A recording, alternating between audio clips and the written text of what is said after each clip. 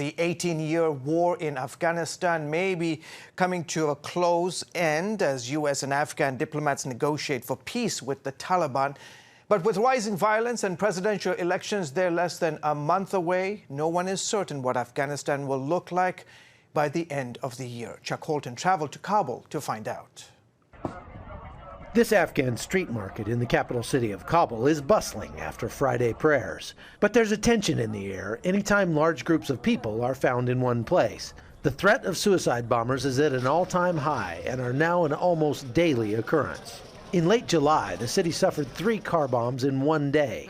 Abdul Muhammad was nearby for one of them.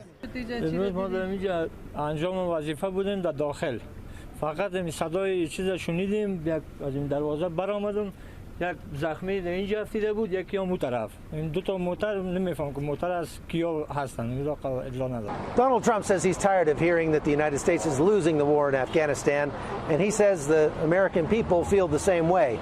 And that's why the U.S. military has been having talks with our enemies, the Taliban, here in Afghanistan to try to come up with a ceasefire.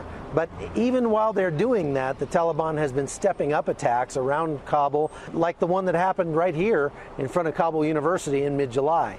It killed more than 10 people. But if we've learned anything from the precipitous pullout that happened in 2011 in Iraq, it's that if we pull out too soon or in the wrong way, it could have serious consequences for the United States in the future. Over 17,000 coalition troops are still in the country, but their role has changed dramatically from direct action to one that's more focused on advise and assist. This means Afghan troops are doing the lion's share of the fighting and dying as well. While the U.S. has lost 12 soldiers this year, the Afghans regularly suffer over 100 soldiers killed in action in an average week. Another contributing factor to the uptick in violence we're seeing across Afghanistan right now are the upcoming presidential elections at the end of September.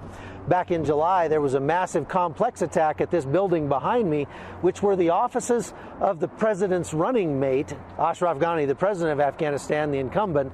And it just shows that the Taliban is flexing its muscles in advance of that upcoming election. Secretary of State Mike Pompeo said in August that the solutions to Afghanistan's problems are diplomatic, not military, and that the U.S. is committed to working with the Afghan government to finally extricate our forces from the country. President Trump has made very clear that his desire is that we develop a diplomatic resolution that permits us to reduce the resources that are located there in country while simultaneously ensuring that Afghanistan never again becomes a platform where a terror can strike the United States of America. Despite the recent increases in violence, things have gotten better in Afghanistan since I started coming here, at least back in 2007, 2008. You can look at factors like the infant mortality rate, which has gone way down.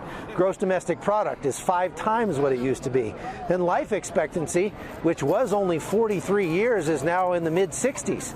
So things are getting better, but the concern is that if the U.S. leaves precipitously, it could cause a lot of those gains to be reversed. But for the shoppers in this Afghan market, the best future they can hope for right now is to simply make it home to their families for one more day. From Kabul, Afghanistan, I'm Chuck Holton for CBN News.